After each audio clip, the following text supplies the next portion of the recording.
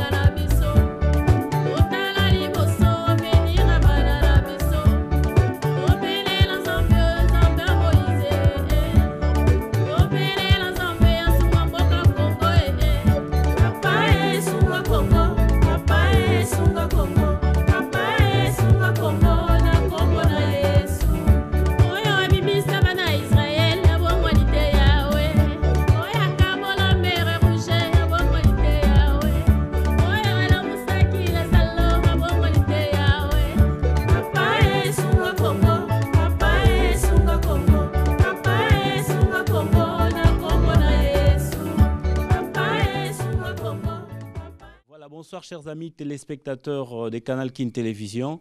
Votre émission 1+ aujourd'hui dans sa rubrique Debout Congolais, qui est une rubrique d'éveil national, se veut aujourd'hui d'entendre les acteurs politiques ainsi que les avis qui proviennent de leurs partis politiques au sujet de notre référendum, celui que tous les Congolais à l'étranger comme à l'intérieur du pays attendent. Aujourd'hui, nous sommes en face ici à Bruxelles des représentants de l'UDPS en Belgique. Eux, ils vont quand même essayer de nous dire ce que pense l'UDPS et ce qu'eux-mêmes, en tant qu'acteurs politiques de l'UDPS, pensent du référendum qui va avoir lieu, comme vous le savez, le 18 décembre prochain, donc de cette année 2005, en prévision toujours des élections. Bonsoir, docteur. Bonsoir. J'aimerais dire que c'est le docteur Mpouila qui est représentant de l'UDPS ici en Belgique. Docteur, après le 30 juin, tout le monde le sait, la période est passée et la transition a été consommée. Le vin a été tiré, comme on dit, il faut le boire. Je ne sais pas si l'UDPS a appris à le boire. Bon, merci bien de nous faire participer à cette émission. J'ai été frappé par un des mots que vous avez utilisé dans le mot d'introduction, que vous êtes en train d'éveiller la conscience du peuple. Vous savez, quand un peuple n'est pas éveillé, quand le peuple ne possède pas une information vraie et actuelle, c'est un peuple esclave et c'est un peuple candidat permanent à l'esclavage. Même dans votre vie privée, pour que vous puissiez prendre des décisions, des solutions appropriées à vos propres problèmes, vous devez avoir une information vraie et actuelle. Et Et donc, je suis content de l'émission. Oui, c'est ça. Bon, maintenant, vous voulez qu'on parle maintenant du référendum ou bien... Donc, premièrement, je voulais d'abord savoir si, comme je l'ai dit au début, vous avez appris à vivre avec la prolongation, la prolongation de la transition. Oui, oui, c'est ça. En fait, vous savez, pour nous, c'est depuis plus de 20 ans que nous nous battons. Nous savons que nous nous battons contre les prédateurs internationaux et contre leurs complices qui sont au pouvoir au Congo. Ce qui s'est passé le 30 juin ne nous étonne pas. Le combat dure et est très dur. Pourquoi? Puisqu'un pays comme le Congo, pour qu'il sorte de l'esclavage, du sous-développement, ce n'est pas une mince affaire. Que les Congolais ne se fassent pas d'illusions en croyant qu'il y aura des cadeaux, hein, qu'on nous fera vu toutes les potentialités donc de richesses qu'on regorge notre pays. C'est un combat dur et très dur. Le 30 juin a été le début de ce combat et je vous dis, à l'UDPS, comme au niveau de toutes les forces politiques et sociales, tant au niveau des partis politiques que des mouvements de pression, etc., nous sommes convaincus que nous gagnerons.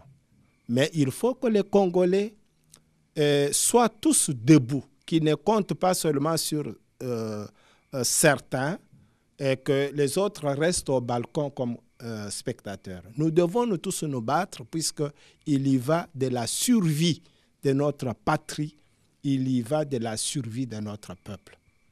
Donc ça ne nous étonne pas que qu'il y ait eu une prolongation illégitime. Et il faut dire, je ne sais pas si on peut le dire clairement, vous vous êtes habitué à la prolongation et vous avez compris qu'il fallait vraiment une prolongation, si vous pouvez le dire. Non, on ne peut pas s'habituer à l'illégalité, à l'illégitimité. Depuis le 30 juin 2005, le régime qui est en place au Congo, c'est un régime illégal et illégitime, non seulement par rapport au texte que nous avons signé à Sun City, mais même par rapport à la volonté souveraine de notre peuple, qui déjà le 10 janvier, notre peuple s'est mis en route sur la rue à Kinshasa pour manifester, à payer même de sa vie aux environs du 30 juin. Le 30 juin même, notre peuple a désavoué totalement le régime qui est en place. Et donc, c'est un régime tout à fait... Vous savez que la volonté souveraine du peuple se situe même au-dessus de tous ces textes que nous avions signés. Donc, non seulement les textes arrêtent la transition au 30 juin 2005, mais même la volonté souveraine de notre peuple s'est exprimée et le peuple a payé de sa vie. Mais docteur, je ne vous arrête pas. Après le 30 juin, évoluons quand même pour dire que nous avions constaté des défilés des bailleurs de fonds qui soutiennent quand même la transition vers l'IMET pour contacter le leader Maximo qui est votre président national de l'UDPS. Nous avions vu qu'ils vous ont invité à plusieurs reprises à prendre part à la transition. Et dernièrement, le vendredi passé, nous avons assisté aussi à la promulgation du remaniement du gouvernement. Mais la population ou tous les gens qui sont téléspectateurs ou spectateurs de cette transition étaient un peu déçus de voir que l'UDPS reste toujours à l'écart de la transition. Donc, tant que le train évolue, vous allez rester toujours à l'écart. D'abord, vous parlez des bailleurs de fonds, hein, donc les acteurs, les décideurs internationaux. Il faut savoir que les Congolais attendent trop de la communauté internationale. Ça, c'est la première chose qu'il faut dire. Il faut souligner que nous ne vivons pas dans un monde clos. Nous devons avoir des relations de partenariat avec la communauté internationale. Donc, les relations basées sur le respect de la souveraineté et de l'indépendance de chaque État et sur le respect des intérêts mutuels de nos peuples. Il faut savoir aussi que nous avons besoin de la communauté internationale puisque la crise congolaise, c'est internationalisé depuis 1998. Et donc la solution doit impliquer aussi donc l'implication de la communauté internationale. Et nous sommes un pays en crise. Et donc, pour sortir de cette crise-là, il faut qu'il y ait des bailleurs de fonds, je ne vous arrête pas. Voilà. Ceux-là qui s'impliquent, c'est dans le but quand même de trouver une solution le plus tôt que possible, parce qu'eux, ils mettent le paquet. Ce n'est pas l'argent des Congolais, c'est leur argent à eux. Ils ne vont pas vouloir dépenser des années et des années toujours pour demeurer dans la transition. Ils veulent des solutions, mais tant que vous ne proposez pas des solutions et que vous restez toujours hostile aux autres, est-ce que vous croyez que c'est leur faciliter la tâche? Je veux y arriver. Le problème du Congo ne se limite pas, ne se condense pas, ne se cristallise pas seulement dans des milliards. Le Congo est un pays très riche. Le Congo peut se passer de tous ces milliards. Le Congo peut même contribuer à aider les autres pays qui sont pauvres et qui souffrent. Et parce qu'aujourd'hui, on ne contribue pas encore. Mais c'est justement, puisqu'on nous bloque, si le Congo devient un État démocratique fort, vous allez voir que le Congo se mettra debout et va participer à aider plutôt les autres pays. Ceux qui pensent que le problème du Congo se résout seulement dans des problèmes des milliards que la communauté internationale donne, ils se trompent. Et la communauté internationale se trompe même en croyant que le problème du Congo réside dans les points suivants. Soutenir la volonté, le combat de notre peuple pour la mise en place des institutions démocratiques stables. 2, soutenir le renforcement des capacités et des compétences nationales pour que ces institutions-là puissent fonctionner de façon efficace et efficiente. Les investisseurs, en ce moment-là, ils trouveront leur place puisque nous aurons assuré pour eux la sécurité juridique, etc. Donc, ça se limite fondamentalement au problème des institutions et au problème du fonctionnement des institutions. Alors, il y a au niveau de la communauté internationale 2 camps. Il y a un camp qui veut nous aider réellement. Si vous suivez dans les déclarations qui se font concernant notre pays, il y a une partie de la communauté internationale qui dénonce ce qui ne va pas au Congo. Mais il y a une partie, et je n'hésite pas à utiliser le mot, au nom de ma conscience patriotique et démocratique, je dois le dire, il y a beaucoup de prédateurs internationaux qui veulent que le Congo s'enfonce dans la boue, que notre pays soit vendu au prix de leur argent, que notre peuple soit exterminé pour qu'ils aillent poursuivre la domination étrangère, l'exploitation de nos richesses. Et donc, j'ai dit à mes compatriotes qu'ils ne doivent pas trop attendre de la communauté internationale, d'autant plus que la genèse et l'aggravation de la crise congolaise, ça vient de la communauté internationale, vous savez ça, depuis 1960. Le rôle joué par la communauté internationale dans le blocage des institutions démocratiques, dans l'exclusion des leaders, donc des vrais patriotes représentatifs de notre peuple. Je parle par exemple de Patrice Emery Lumumba, je parle par exemple du cas présent de M. Étienne Tshisekedi. Il n'y a pas que les Congolais qui le font. D'ailleurs, s'il ne s'agissait que des Congolais, les complices de ces prédateurs internationaux, nous les aurons déjà balayés. Mais la communauté internationale, dans sa partie de prédateurs, joue un rôle très néfaste. Et il faut que les Congolais sachent que 45 ans après l'indépendance, nous devons progresser dans la maturation, dans le progrès. Nous devons nous prendre en charge au lieu d'attendre tout de la communauté internationale. Et ça, à l'UDPS, nous ne l'acceptons pas. Ça, c'est 1. 2, concernant notre implication dans les institutions actuelles, il n'est pas question.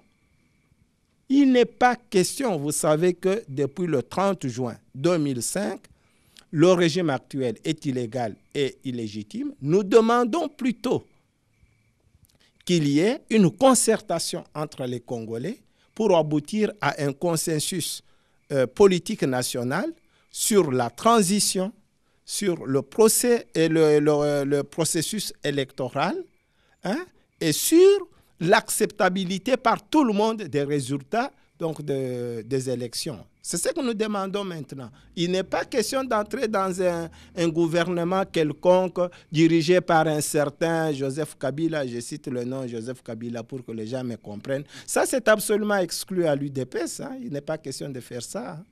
Et voilà, docteur, en plus de ça, tout le monde est déjà habitué à la solitude de l'UDPS, qui aime bien sûr évoluer seul, parce que souvent, l'UDPS défend des choses que tout le monde ne peut pas peut-être satisfaire. Mais je ne sais pas, aujourd'hui, nous assistons au jeu d'alliance. L'UDPS fait ses alliances avec qui? Parce qu'on ne comprend pas jusqu'à présent. Vous êtes avec qui? Vous êtes toujours seul ou vous avez déjà des alliés comme partis politiques qui sont proches à vous? Je pense que vous parlez, dire que l'UDPS évolue dans la solitude, vous êtes à côté. Quand vous êtes avec le peuple, hein, vous n'êtes pas seul. Non, je parle en termes des partis politiques. Hein. En termes des partis politiques, parce que nous sommes ici en Europe, nous voyons quand même des alliances entre les partis de gauche ou de droite et tout ce que nous connaissons. Mais l'UDPS au Congo a toujours été seul. À des moments, on l'a vu avec le FONUS, on l'a vu avec d'autres partis politiques. Mais enfin, l'UDPS reste toujours seul. Bon, aujourd'hui, on a besoin des regroupements pour faire l'union. Hein, et avoir la force, comme on a toujours dit, l'union fait la force. Mais l'UDPS répond à cela ou reste toujours seul comme d'habitude? Oui, donc voilà, j'ai tenu d'abord à souligner cela. Quand vous êtes avec le peuple, ce sont ceux qui ne sont pas avec le peuple qui sont seuls. Mais vous êtes fort puisque vous êtes avec le peuple. Vous représentez les aspirations du peuple. Ça, c'est un. Deux, actuellement... Un petit instant, vous allez évoluer. Vous êtes avec le peuple, c'est bien. Mais à un moment, toujours avec le peuple, vous avez aussi été avec l'alliance qui venait de Sun City, avec les gens du Rwanda et les gens des RCD. Mais cette alliance-là, aujourd'hui, a donné naissance à d'autres choses, bien sûr, choses que nous appuyons.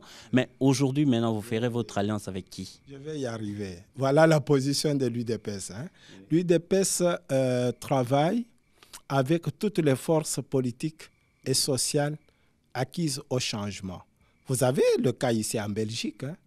Nous sommes dans un grand mouvement du Congrès mondial des Congolais vivant à l'étranger. Vous trouvez là-bas les partis politiques, vous trouvez les mouvements de pression, hein, comme les Bana Congo. Vous trouvez parmi les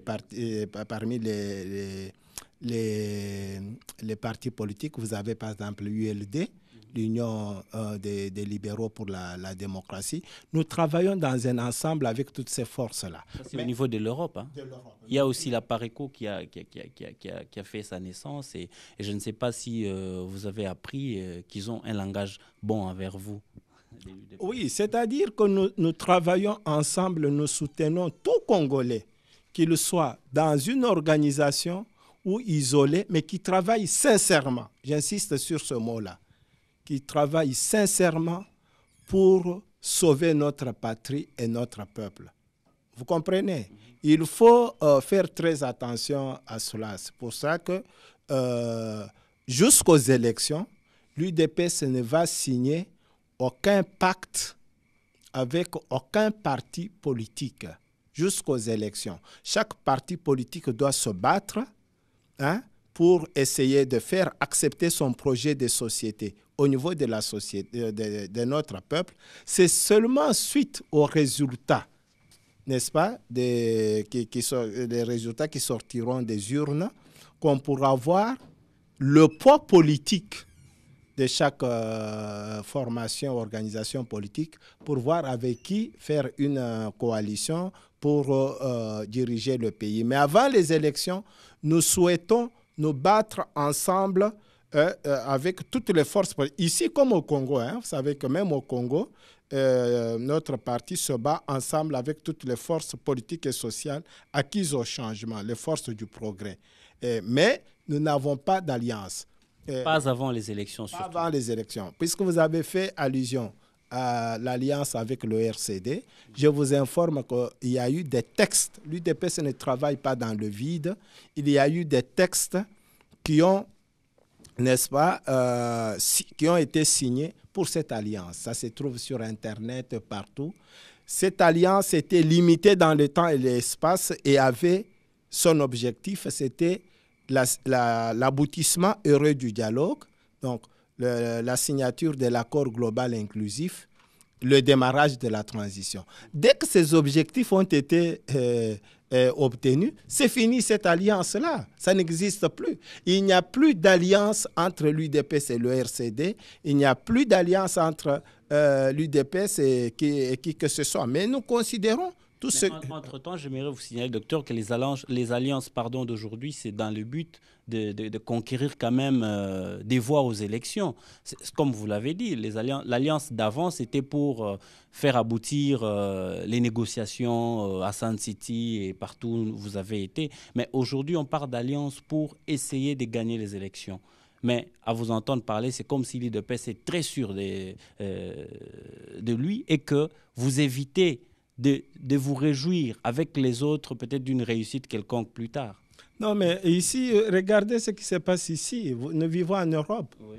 Vous voyez que le Parti socialiste, le Parti libéral, le MR, le Parti écolo, chaque parti fait sa campagne selon son projet de société pour gagner donc la confiance des électeurs.